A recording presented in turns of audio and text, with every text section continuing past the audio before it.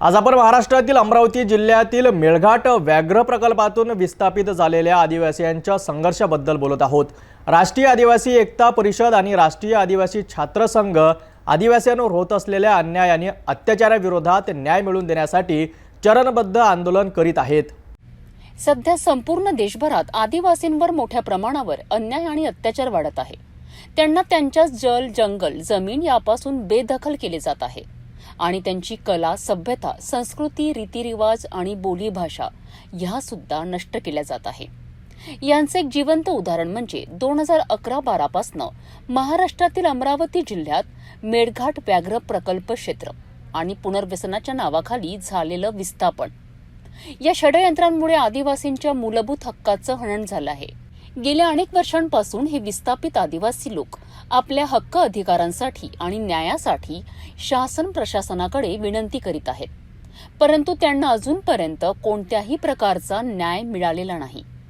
याच कारणामुळे मेळघाट पुनर्वसन विस्थापनाच्या षडयंत्राचा पर्दाफाश करण्यासाठी आणि आपल्या न्यायपूर्ण हक्काधिकारांसाठी हे चरणबद्ध आंदोलन सुरू करण्यात आलं आहे।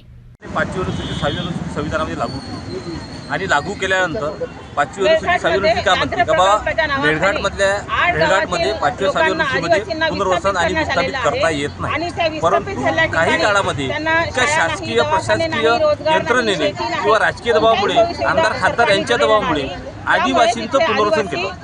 परंतु पुनर्वसन करताना ज्या योग्य अटी, ज्या मूलभूत सुविधा त्यांना मिळायला पाहिजे, नोकरी मिळायला पाहिजे, शेती मिळायला पाहिजे, उद्योगधंद्यासाठी जागा मिळायला पाहिजे, ते मिळाली नाही।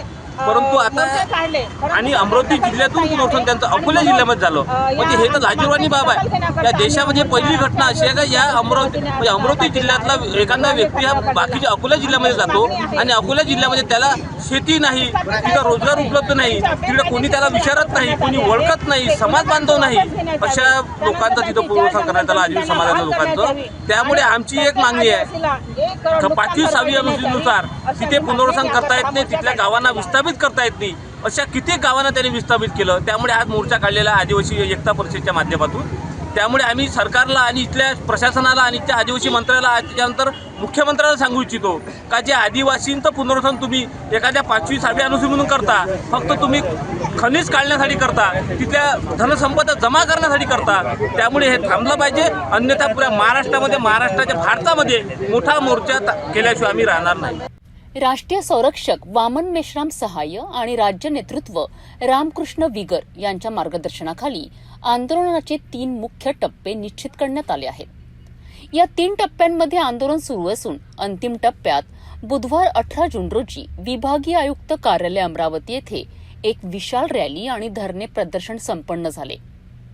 हे आंदोलन आता नाही तर कधीच नाही या घोषणेसह जल, जंगल, जमीन वाचवण्यासाठी आणि आदिवासींचे अधिकार सुनिश्चित करण्यासाठी आहे। राष्ट्रीय आदिवासी एकता परिषदेच्या माध्यमातून आणि भारत मुक्ती मोर्चा कार्यालयाच्या माध्यमातून हा मोर्चा काढण्यात आलेला आहे। या 8 गावाचे जे विस्थापन करण्यात आलेलं आहे। मेळघाटमधून अकोट शहरामध्ये जे शेड्यूल एरियातून नॉन शेड्यूल एरियामध्ये त्यांचं विस्थापन हे गैरकायदेशीर आहे आणि त्यांचं जे विस्थापन करण्यात आलं ते बेकायदेशीर आहे। त्यांना जो आश्वासन दिलं की आम्ही त्यांना पैसा पुरवू, त्यांना आम्ही नोकऱ्या देऊ, शेती देऊ, उद्योगधंदे देऊ, मूलभूत सुविधा पुरवू, असं कोणत्याही सरकारनं या 10-15 वर्षामध्ये केलं नाही। त्यामुळे त्यांच्या अनेक समस्या तयार झाल्या। भूकबुडीमुळे, नोकऱ्या नसल्यामुळे, उद्योगधंदे नसल्यामुळे 600च्या वर लोक तिथे मेलेले आहेत आणि यासाठी आज हा मोर्चा कार्यालय काढण्यात येत आहे। विभागीय कार्यालयावर मागण्या अशा आहेत की सरकारनं प्रत्येक कुटुंबाची नुकसान भरपाई म्हणून 1 करोड द्यावी, दुसरं त्या कुटुंबातील व्यक्तीला नोकरी देण्यात यावी एका व्यक्तीला, तिसरं त्यांचं पुनर्वसन त्या शेड्यूल एरियामध्येच करण्यात यावं आणि चौथं त्यांची जी शेती गेली ती शेतीसुद्धा त्यांना परत मिळावी, अशी आमच्या मागण्या आम्ही घेऊन येत आहोत। हा एक महत्त्वाचा संघर्ष आहे आणि सर्व SC, ST, OBC, मायनॉरिटी आणि मूल्यनिवासी बहुजन समाजातील लोकांना आणि सामाजिक संघटनांना विनंती आहे की त्यांनी या चरणबद्ध आंदोलनात तन, मन, धनाने सहकार्य करावे।